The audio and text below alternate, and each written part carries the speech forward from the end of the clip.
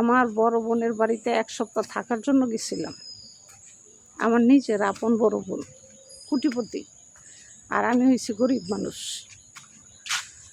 5টা ছেলে মেয়ে নিয়ে তাদের বাড়িতে যেয়ে উঠছি। আমাকে কি বলে জানেন?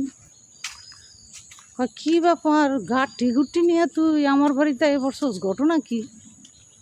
দেখেন, আপন নিজের বোন, অথচ আমরা 2 বোন কিন্তু জমক, 5 মিনিটের ছোট বড়। কি ব্যাপার, গাটি গুটি লইয়া একবারে আয়া বছর ঘটনা কি?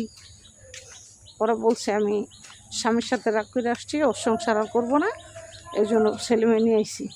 তাইলে এক কাজ কর, ছেলে মেয়ে যখন নিয়ে আইসস ওদেরকে আবার নিয়ে দিয়াই তারপরে তুই একলা আয়, আমারও কইতাছে। পরে আমি কইছি কেন, আমি একলা আসবো কেন? তোর এই 5 পোলাপান যে কে খাইব? তোরা এক পেট নাইলে আমি চালাই তারুম, তোর 5 পোলাপান যে কে চালাইব? আমি তো তোর 5 পোলাপান যে খাওয়াইতে পারব না।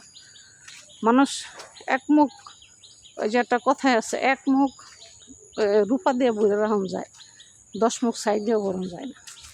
এখন তোর এই পোলাপান 5টা, তুই একজন 6 জন, আবার এই যে আমার ছেলে মেয়ে আছে, তো সে এতগুলো খাওয়ান খরচ আমার জামাই কি দিব?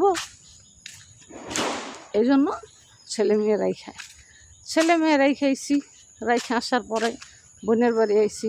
ও বাবা রে বাবা, বোনের তো বোনের সংসারের যত কাম আছে, কাজ আছে, সব আমারে দিয়ে করায়। মানে সোজা এক কথা, আমি হয়েছি দাসীবাদী। মানে আমার বোনের আমি হয়েছি দাসীবাদী। এক সময় কাজ করতে করতে প্রত্যেক দিন তার ছেলে মেয়ের 1 বালতি করে কাপড় দেয় আমারে। আমি কি তুই এতগুলো করে কাপড় দেস? আমার তো ধুইতে কষ্ট হয়, আমার অনেকটা বয়স হয়েছে না, সব বয়সে কি মানুষ সব কাজ করতে পারে? কয় আমার বাড়িতে থাকতে হইলে তোর এরকম কষ্ট করে থাকতে হবে।